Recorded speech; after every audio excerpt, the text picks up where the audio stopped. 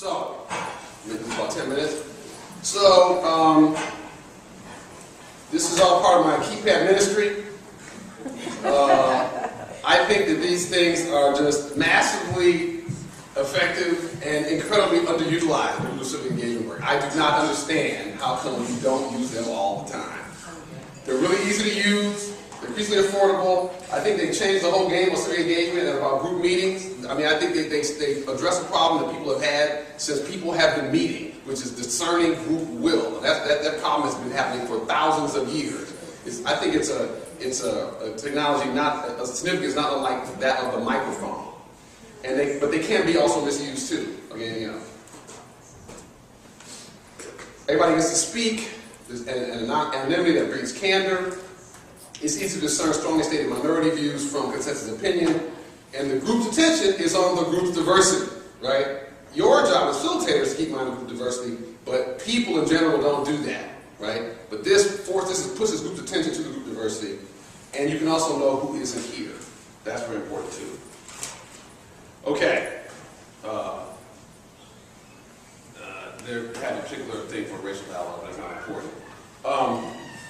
You can use them to introduce facts, build a learning environment, build group connectedness, get diverse experience on the table, solicit perspectives, including something hard to say, spark dialogue, summarize it, get ready for decisions, or even to create laughter. Okay, grades uses I already said. Okay, 4 types of questions. Fact questions, what do you know? Demographic questions, what demographic group are you in? Experience questions, what experiences have you had? And the opinion perspective question. Okay. A little about demographic questions. You want to know who's here and who is not here. I think people inherently are always asking the question when it comes to a group, who are these other people in the room? Sometimes there are questions about visible diversity. They're particularly useful in large meetings. You can see where you are in terms of these visible diversity issues because it's hard to see past more than a few people. And sometimes it's useful to know about invisible diversity, like where you're from, your income, etc. How long have you lived in Austin? 5 years or less? This is this question for you. 5 to 15 years, press 2. More than 15 years, press 3.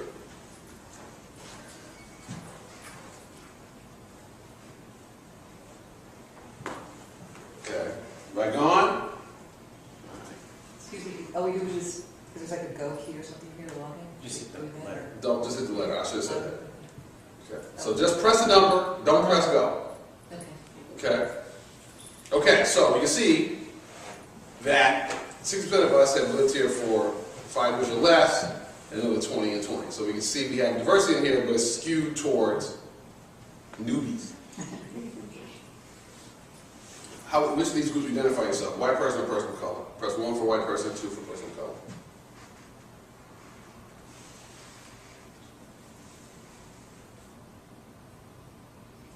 What do you see on your monitor, David? Do you see the growing number of the... No, I don't know. I'm just looking at what you're looking at. What happens if I punch it 14 times? It enters the... you can make a mistake, but it enters the last one. Sometimes I say, you can vote as often as you want, but unlike Chicago, only your last vote counts.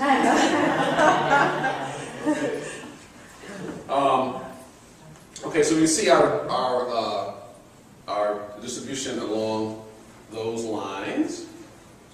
How would you describe how your political ideology falls on the left-right spectrum? Far left, like Che or Mao, press 1. Left, like Bernie Sanders, press 2. Left of center, like Obama, press 3. Center, like Arnold Specter, press 4. Right of center, like Joe Lieberman, press 5. Well, that should be right, not Ronald Reagan. Right, like Ronald Reagan, press 6. Far right, like Stalin. That's like Stalin, Che or Mao. This is an edit problem. Far right, like Joseph Stalin, press 7. Something else altogether different, like Ron Paul, press 8.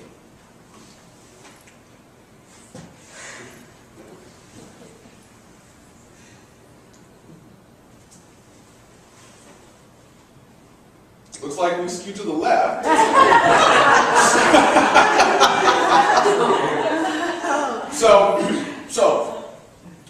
What I'm actually thinking about, remember those horrible meetings about healthcare in 2009?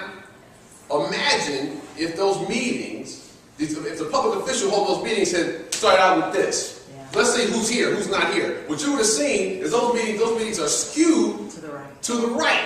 And you could have this, and then you could have, like, you could put up, okay, how does that compare to who's in my district?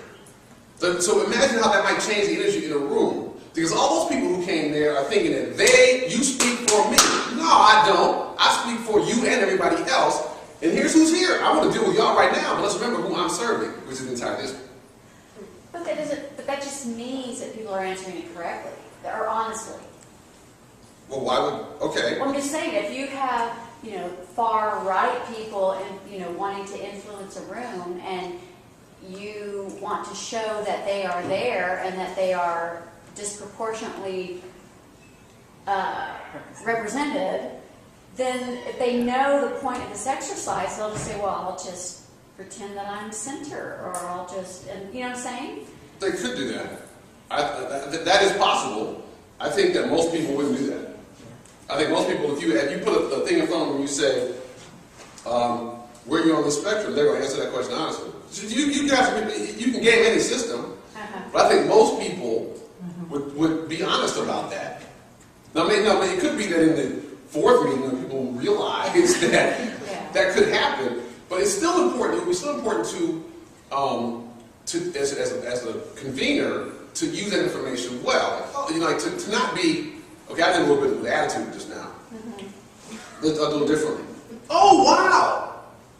This is a public meeting. We're seeing that we're more on the right side. Well, this is great. I'm really happy to be in a room to hear from this important part of my constituency, because I represent everybody. So I think it's really great that we're hearing from people who tend to be Republicans, and I'm a Democrat. This is great. I don't normally get to do this. Now, that's very different than y'all ain't nothing because you're only half of the community, but it is saying we're all remembering who's here. So later on in the meeting, when I say, when the vituperation goes up, and you don't represent me, I can easily and I can non-defensively say, well, this is really, really valuable. I need to have some more meetings where we get a diversity of people here, because I'm hearing from this part of my constituency, and you guys represent that. I get you, but of course, as I showed you, there's different types of people in this community. So I'm just saying, I'm not saying we couldn't game the system and that solves everything, but I am saying that I think that this kind of insight about who's here and who isn't here, it takes the steam out of some of people's self-righteousness about what my politicians should do. Okay, fact questions. Can be useful for getting people to more fully engage facts that you consider critical, and it's also useful to creating a learning environment, because people often know less than they think they do. Detroit is the most racially segregated major city in the country. That should be a statement. Which is the closest percentage of the population within the city limits that's black? You think it's 55%, 65%, 75%, 85%, or 93%?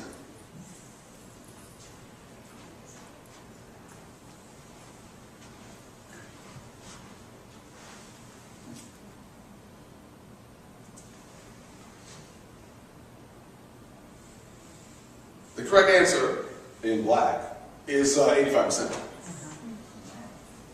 Yeah, it's that racially divided.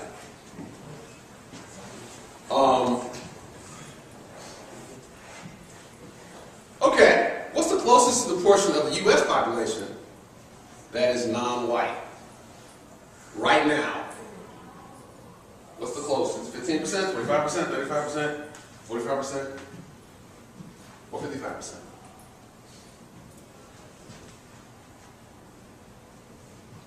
No, y'all don't get this right. Y'all, UTRs, y'all very smart over here.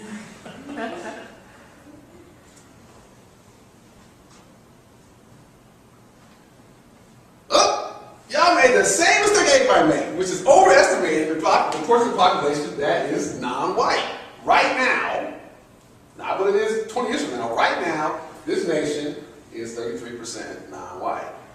So we can think about what is the implication, and this is the mistake that groups make all the time, right? So we can think about what is the implication of that. What is the implication of that for people's view of public policy if people think that the country is mole-colored than it actually is. Like, how does that affect how people view affirmative action, any kind of distribution process, etc.? If people think it is more colored than it is, how does that affect that? Like when I was with the White House, I tried to promote this question being asked at every race dialogue, just as an educated thing, because this is the mistake people make all the time. This is the pattern. Okay, experience questions. You can search reveal the background to centers and facilitators, and it highlights the diversity experience in a room to the participants. How many moderate to large public forums, 50 or more people in Austin, have you attended? 5 or fewer, press 1, 6 to 20, press 2, more than 20, press 3. You attended, you were in the room, whether you ran it or a citizen or what have you.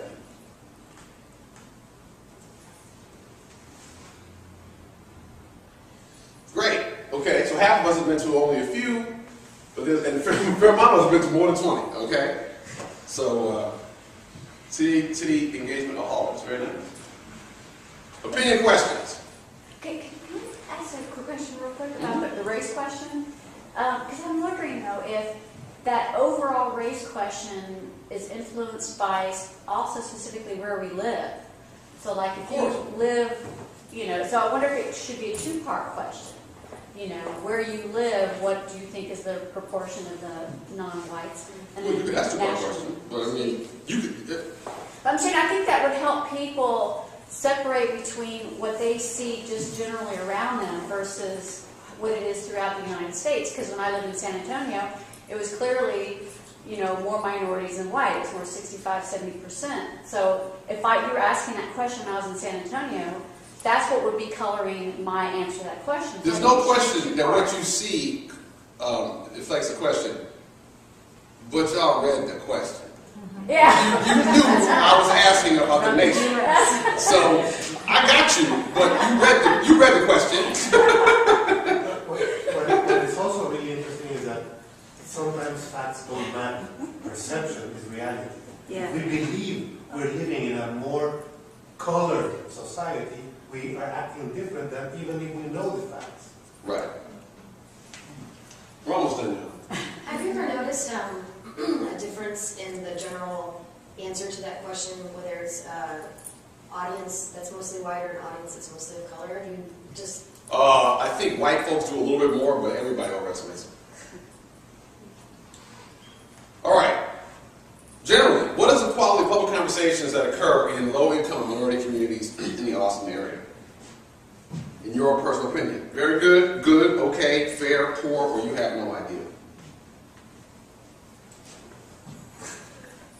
You and I answered the same, I'm betting you. What's that?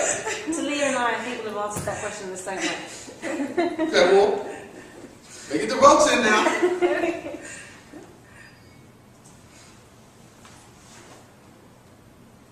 Okay, so we don't think it's that good. 38% think it's poor, and 30% think it's fair. Interesting though. Some of us say it's very, so somebody in here says it's very good, very good. And somebody thinks it's okay. All right, so we're not that up on that. Got you. How do UT alums do a civic engagement in public conversation versus non-UT alums? In terms of when these folks are the conveners, when as far as what you know. Now we're asking the question to reflect upon us as an alumni group who does civic engagement versus other people. What do you think? We're much better than others? Some are better than others? About the same as others? Others somewhat better than us?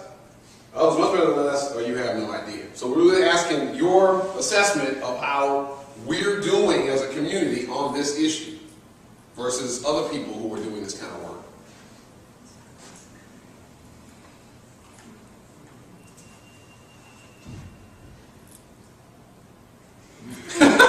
Okay, that's reasonable. That's reasonable.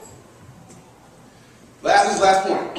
Cross-tabulations can help facilitators and the group see how some demographics or experiences relate to different perspectives. And that's what we can see how the context of opinions gets formed. So what do we see here? So this was the person of color question, the ethnicity question, versus the quality of the conversations.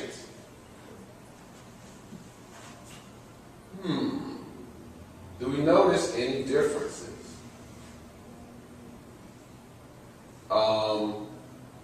It seems like there's no major differences, right? 100% of the people of color are unfair to poor, and 27. So the white folks are a little more positive, right? A little bit more positive. Well, hopefully you have no idea. Same thing. But we can, so it's not a strong impact. We can see a little bit of impact, right?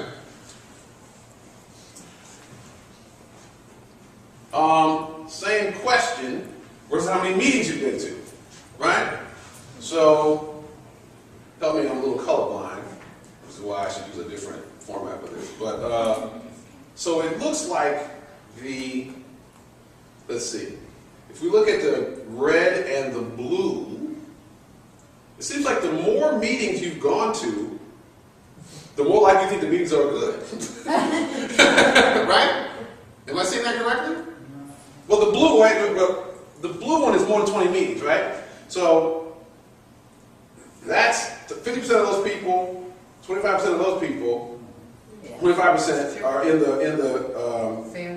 fair to good. Whereas if you've gone to fewer meetings, you're most likely you have no idea, or I mean, this is not a big skew. The point here is that you can define what's important. I'm trying to show you the process, which is that by using these keypads and asking questions in a smart way, you can learn a lot of things about who's in the room, who's not in the room, what their opinions are, and how their opinions are affected by various experiences they have. That's the point I'm trying to get across to you. Well, I really appreciate y'all's time today. Thank you so much. Thank you very much, David. How long would it take to do a survey of that nature for 30 people? How long, if someone were to do it, on paper? Yeah. What would be the time equivalent to it by other traditional means?